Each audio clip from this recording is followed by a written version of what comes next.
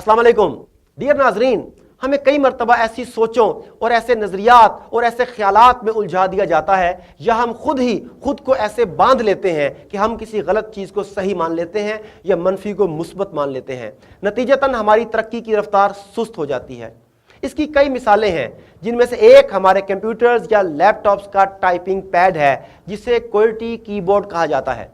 क्या आपने कभी सोचा कि इस कीबोर्ड में हरूफ की तरतीब इतनी अजीब और ऑड क्यों है? इसकी कहानी बड़ी दिलचस्प है। कहानी कुछ यूं है कि जब टाइपराइटर बनाया गया तो वो एक मैनुअल मशीन थी, जिसकी रफ्तार को आसानी से शिकस्त दी जा सकती थी। शायद आपको याद हो कि टाइपिंग मशीन के कीबोर्ड पर जब किसी हरफ पर उंगली मारते तो वो हरफ सामने के कागज पर आकर टकराता, फिर वापस आता, फिर दूसरा हरफ उठता और सामने कागज पर टकराता और वापस आता।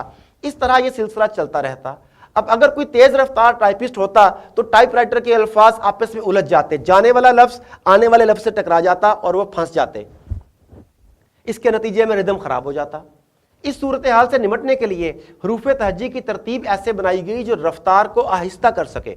जी हाँ, टाइपराइटर के या आपके कंप्यूटर के कीबोर्ड की डिजाइनिंग, इनके हरूफ की मौजूदा तरतीब ऐसी इसलिए है कि उन्हें इसलिए डिजाइन किया गया था कि ये टाइपिंग की रफ्तार को आहिस्ता कर सकें। अब जमाना बदल गया, कंप्यूटर्स आ गए, लैपटॉप्स आ गए, सुपर फास्ट मैकेनिज्म और सुपर फास्ट सॉफ्टवेयर आ गए, जिनके बाद यह मसला खत्म हो जाना चाहिए था। मगर क्या करें, हमारे जहन इस तरह से बंध गए कि हमने ये समझा कि शायद कीबोर्ड की मौजूदा तरतीब ही सबसे बेहतर है, या हमने नई तरतीब और नए तरीके को सीखने की कोशिश से बचने के लिए पुराने तरीके को इख्तियार किए रखा। दोनों सूरतों में जो कि मुनासिब अमल नहीं है। ये सिर्फ एक मिसाल है।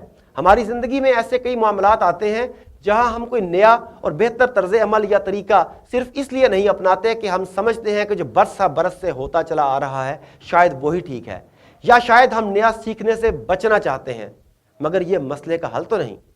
जरा सोचिए। Thank you very much.